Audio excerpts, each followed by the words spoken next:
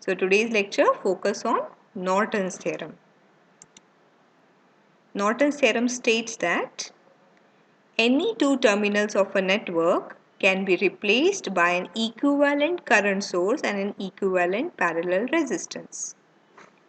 So if you have been given a network and you have been asked to find a current through particular element of the network, what Norton's theorem suggests is that you replace the entire network by a single current source in parallel with the network resistance. So you convert the entire network into a current source, which is called as the short circuit current source ISC, in parallel with the circuit resistance RN.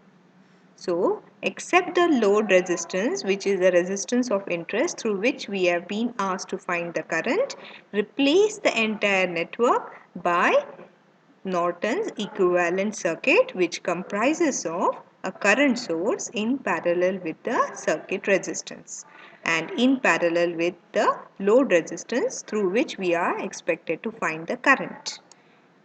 So what is the procedure of obtaining the Norton's equivalent circuit? The procedure is remove the load resistance RL and put a short circuit across the terminals. So if RL is the resistance through which we have to find the current, then the very first step in Norton's theorem is remove the load resistance and replace it by a short circuit. Then the next step is to find the current through that short circuit, which we call as the ISC, short circuit current. Find the Norton's equivalent resistance Rn by replacing the sources with their internal resistance. So Rn is the entire equivalent resistance of the circuit, which is obtained by replacing all the sources of the network by their internal resistance. Once you get your Norton's equivalent resistance and the short circuit current, then you obtain the Norton's equivalent circuit, which is nothing but the current source in parallel with the Norton's equivalent resistance Rn. And once you obtain the Norton's equivalent circuit, now you find the current through the load resistance by simply applying current division. So here we see a current division. So use the current division and find the current through the load resistance RL. So let us understand these steps with example. First example is find the current through 10 ohm resistor. So the question says that there is a circuit given to us and we have to find the current through the 10 ohm resistor. So here 10 ohm resistor is nothing but the load resistance. So analyze the circuit first. The circuit consists of three sources. All are independent voltage sources. One is 50 volts, 40 volts and 100 volts.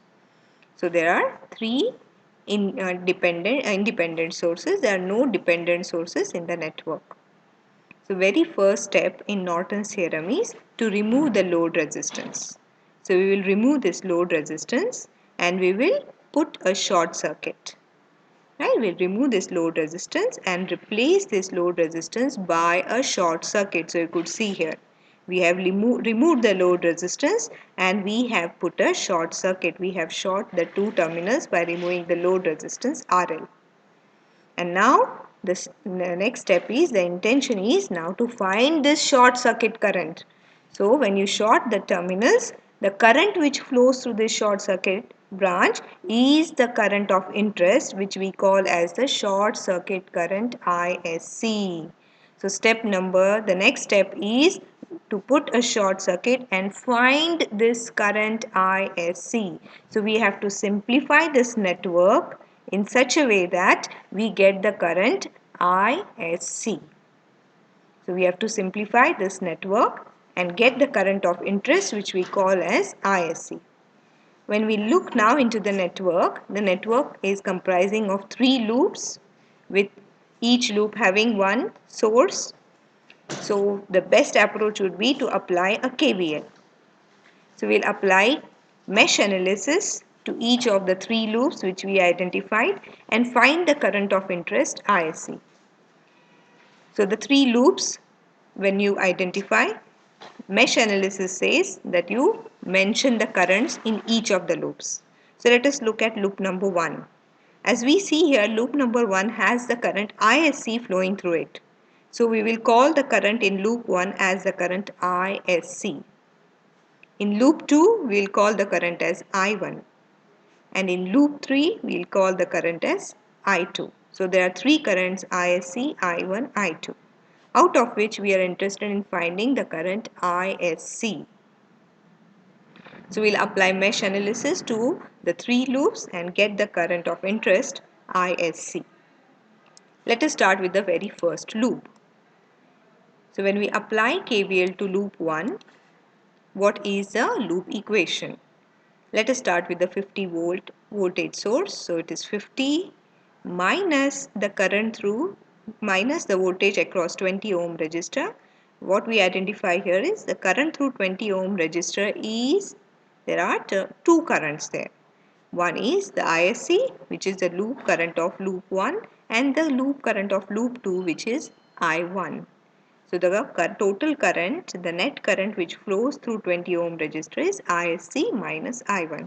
So the voltage across 20 ohm resistor is 20 in minus 20 into ISC minus I1. So you could see here minus 20 ISC minus I1. And the next is the voltage source. Since we are going through a terminal which is positive followed by negative, it is fall in the potential, and hence we take it to be minus 40. So the very first loop current, loop equation is this. So we observe that there are 2 variables in the loop equation. One is ISC and another is I1. What we are interested in is in finding ISC. So we rearrange this equation and get the equation for ISC, which is in terms of I1. So this equation ISC is depending on current I1. Once we get the current I1, we will get the current of interest, which is ISC. So to get the current I1, we need to simplify the remaining 2 loops. Let us apply KVL to loop 2. So starting with this 20 ohm resistance, right? What is the voltage across it is 20 into I1, because that is the only current which flows through this 20 ohm resistance. So it is minus 20 into I1. The next is the 20 ohm resistance in this branch, right? The 2 currents which flows through it is I1 and I2. Since I1 is the primary current, as we are in loop 2, the net current in 20 ohm resistance is I1 minus I2.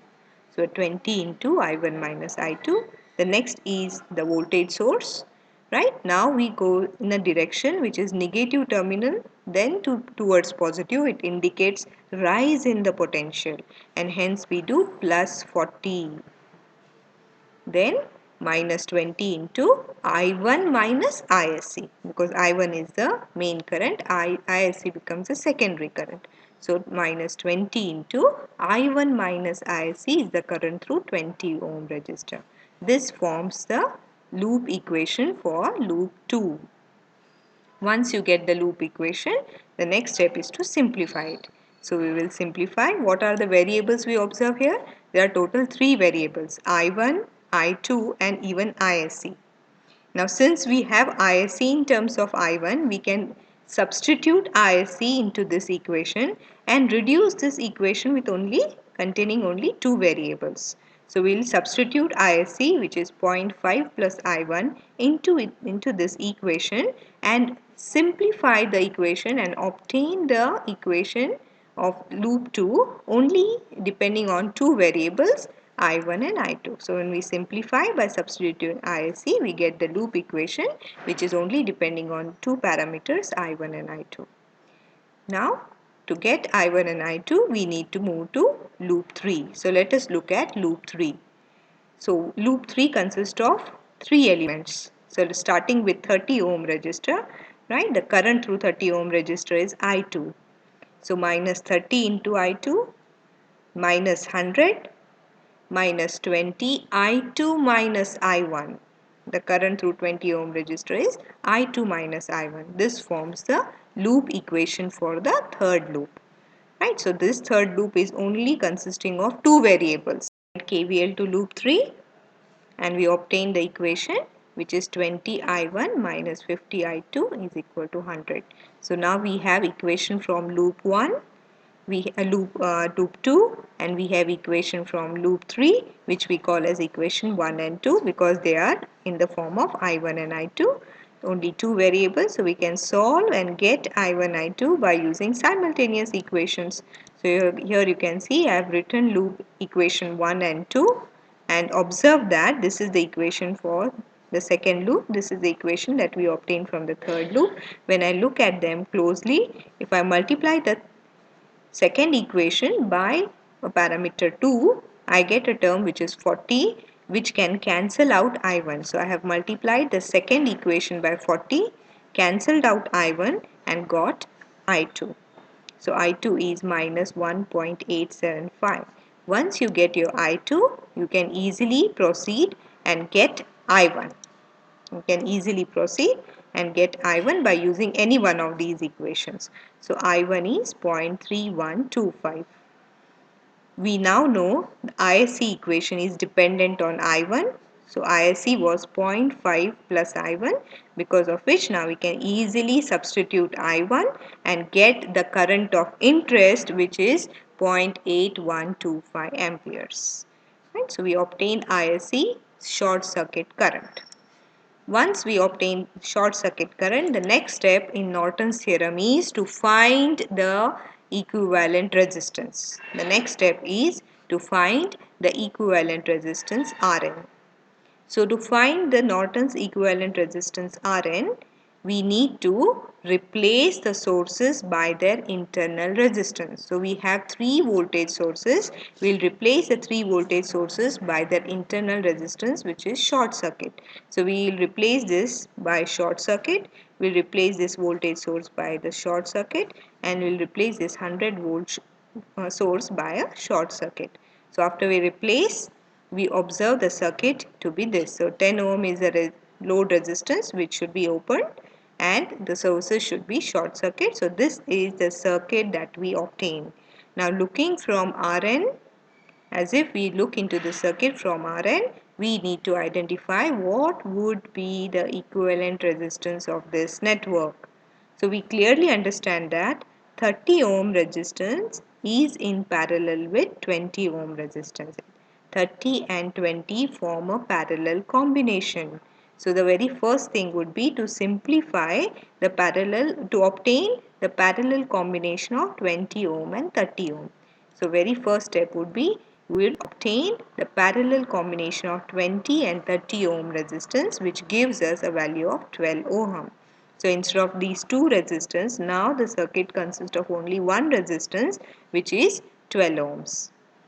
The next step is when we replace this by a single resistance and we look from Rn, we observe that 20 and 12 ohm resistance are in series. So the next step would be to add the series resistance. Once you add the series resistance, now you have only one resistance in parallel. One resistance in parallel with 20 ohm resistance, which is 32 ohms in parallel with 20. So Rn is nothing but the parallel combination of 20 and 32 ohm resistance, which turns out to be 12.30 ohms. So the equivalent resistance is 12.30. So we obtained the short circuit current. We have now obtained the Norton's equivalent resistance. The next step is to obtain the Norton's equivalent circuit. So the entire problem was to find the current through 10 ohm resistance. So what we did, we replaced entire network elements except the 10 ohm resistance, all the network elements by a single current source. So we are going to replace this entire network elements by a single current source in parallel with the Norton's equivalent resistance Rn. So all these elements except the 10 ohm resistance, all the network elements are now replaced by a single current source in parallel with the Norton's equivalent resistance. and followed by the load resistance RL in parallel with the Norton's equivalent resistance. So we have already found ISC, we know RN. We are now interested in finding the current through 10 ohm resistance, which is the load resistance. So we'll find the current through 10 ohm resistance, we'll call it as IL. So to get this IL, we observe that there is a current source. The current which flows through the current source at this particular node will face the current division. So there will be a current division, because of which some part of ISC is going to flow through IL. So there is a simple current division. Let us apply the current division and get the current IL. So IL is Rn upon Rn plus RL into the input current, which is ISC. When we substitute and solve, we get the current IL to be 0.448 amperes. So this is the current which was the task to be found, the current through the load resistance, that is 10 ohm resistance. This is the way we apply Norton's theorem and get the current through the desired load resistance. Let us discuss one more problem. Find the current through 20 ohm resistor. Find the current through 20 ohm resistance. So here is 20 ohm resistance. So this is your load resistance. This is your load resistance. So analyze the given circuit. So the circuit consists of two sources. One is 10 volt independent source, another is 2 amperes independent current source. So there are two sources and we have been asked to find the current through 20 ohm resistance by applying Norton's theorem. So the very first step in Norton's theorem is remove the load resistance. So we will remove this 20 ohm resistance. We will remove this 20 ohm resistance and replace it by a short circuit. And whatever current which flows through this short circuit, we call that as the short circuit current. So when we remove this load resistance and replace it by a short circuit, the current which flows through this branch, the short circuit branch, is the current ISC, which we are to find. So we intend to find the short circuit current ISC. We need to simplify this circuit and get the current ISC. So the very next step is to find ISC. What we understand, there are three loops with three currents flowing through each of the loops. We can apply mesh analysis to reduce and get the current of interest, which is ISC. So as per mesh analysis, we'll identify the currents in each of the three loops. We have identified the loops. We'll name the currents in each of the three loops. So current through the first loop, let us name it as I1. Current through second loop. So if you see the current which flows through this particular branch is ISC, it means that the current through second loop is ISC. So instead of naming it as a different current, let us call it as ISC. And the current through third loop is I2. So we need to simplify the three loops and get the current of interest, which is ISC. Let us apply KVL to loop 1. Starting with the current with the voltage source. So 10 minus 10 into I1 minus 4 I1 minus ISC is the loop equation. We will simplify this. We observe that the loop equation depends on only two variables, I1 and ISC. Similarly, we will apply KCL to loop 2. Right? So in loop 2 there are only two elements. So minus 8 into ISC minus I2 minus 4 ISC minus I1 forms the loop equation for loop 2. So simplifying this, we have an equation which is depending on three variables here, ISC, I2 and I1. Moving to loop number 3. In loop number 3, what we observe is there is a current source. And the current through this branch, the only current through this branch is I2. There is no other current that flows through this branch, and therefore we can say that from loop 3 we easily identify that I2 is nothing but 2 amperes. I2, from this particular loop 3 we easily get I2 to be 2 amperes. Right? And I2 is in the same direction of the current source, and hence I2 is plus 2 amperes. With this, we can now easily simplify the given network equations. So we get I2 to be 2 amperes. If we substitute I2 here, right, this equation reduces to only two variables, ISC and I1. Similarly, you have another equation of ISC and I1. So we will solve equation 1 and 2 simultaneously and get the currents I1 and I2. So we have substituted I2 into equation 2. You could see here I2 is substituted into equation 2. So equation 2 now reduces to a form which is this. So equation 3 and equation 1 are the equations in the form of I1 and ISC. So you could see here this is equation 1, this is equation 3, right? So we are going to solve them simultaneously. If we multiply the second equation by 14 minus 14, we could say that we can cancel out I1 and get ISC. So we'll multiply the second equation by 14, simplify the network. So first equation is as it is, second equation is multiplied by minus 14. Adding these equations, there is only one variable now, ISC, and ISC is the current of interest. So the ISC obtained from this step is 1.736 amperes. Once we get the ISC, the next step is to find the equivalent resistance Rn.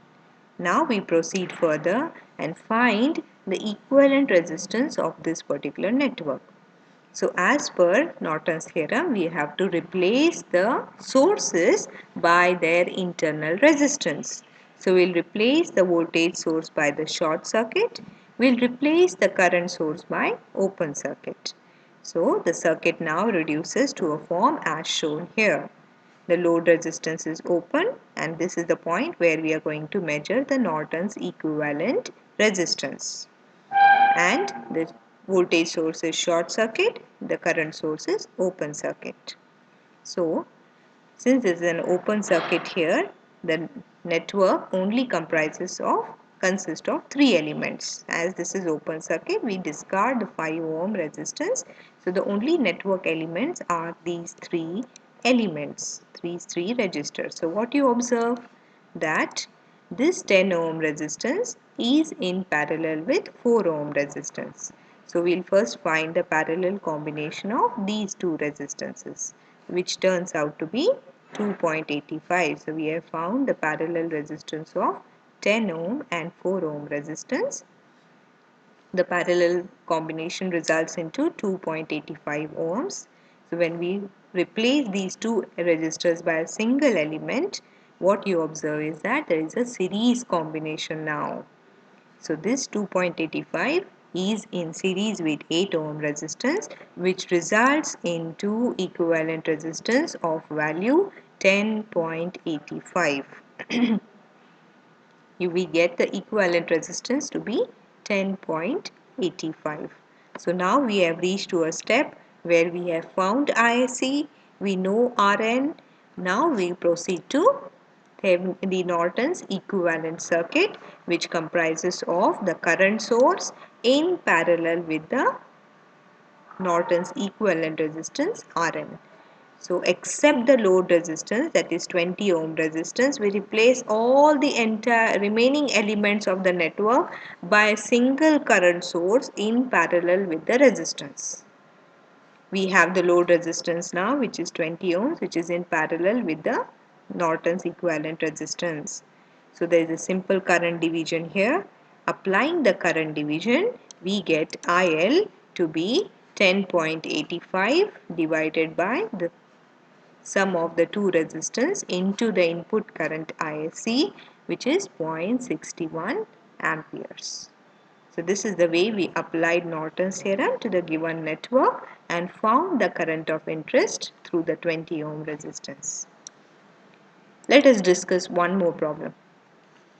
The problem says find the current through 2 ohm resistor. Find the current through 2 ohm resistor. So here is a 2 ohm resistance and we have been asked to find the current through 2 ohm resistance. analyze the given circuit. So the circuit consists of a current source and two voltage sources. So there are two voltage sources and one current source, and we have been asked to find the current through 2 ohm resistance. So the very first step in Norton's theorem is to remove the load resistance and to replace it by a short circuit. So you could see here we have removed the 2 ohm resistance and we have replaced it by a short circuit. Whatever current flows through the short circuit is called as the short circuit current ISC, and we are interested in finding this value of short circuit current ISC. So we need to simplify this given network in such a way that we get the current ISC. So again we identify three different loops. So the better approach would be to apply mesh analysis. To get the current ISC, we'll apply mesh analysis to the three loops. So there is loop 1. Let us find the current. Let us name the current in loop 1 as I1. Let us name the current in loop 2 as I2. Whereas in loop 3, the current which flows is ISC. So let us call the current through loop 3 as ISC. Once we identify the loops and assign the loop currents, the next step is to formulate the KVL equations, loop equations. So we now apply KVL to loop 1. When we look into loop 1, we understand that loop 1 has a current source. So the only current that flows through loop current is the 5 ampere current source.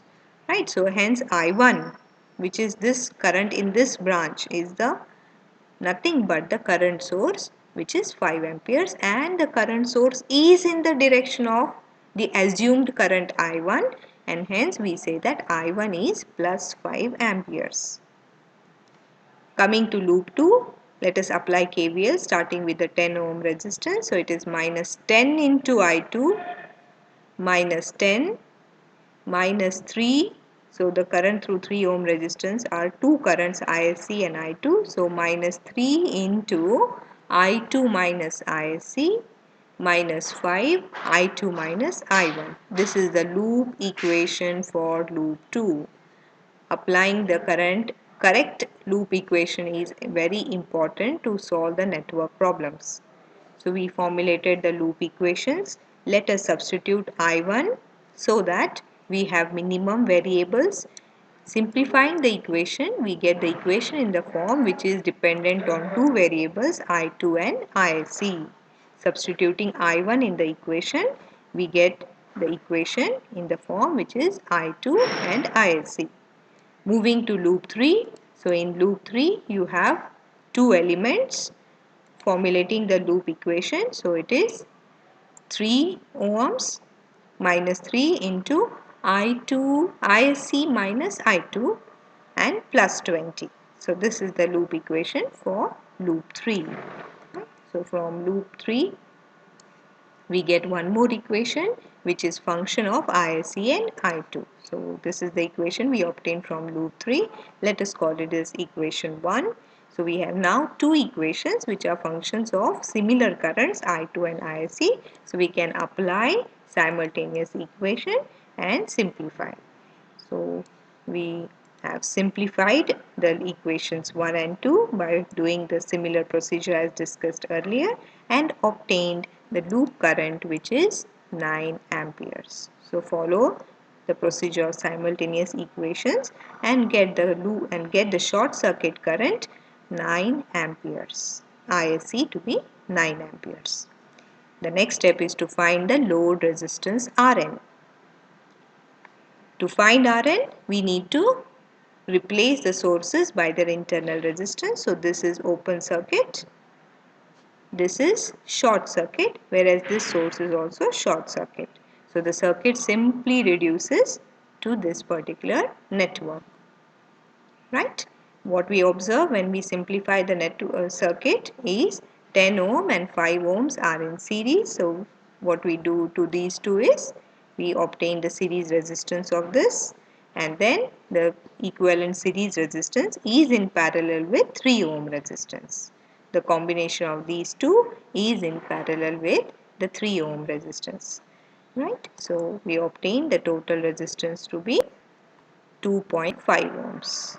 Right? We obtained the parallel combination of 15 ohm with 3 ohm resistance, and the equivalent resistance which we obtained is 2.5 ohms. The next step is to form the Norton's equivalent circuit. So Norton's equivalent circuit consists of replacing all the network elements except the load resistance by the short circuit current ISC and the equivalent Norton's resistance 2.5 ohms. So we replace the entire network by the short circuit current of 9 amperes and the resistance 2.5 ohms and calculated the load resistance IL. By applying current division, we have obtained the current to be 5 amperes. So this was the question which was asked to us. Find the current through the 2 ohm resistance, and it turns out to be a value which is 5 amperes.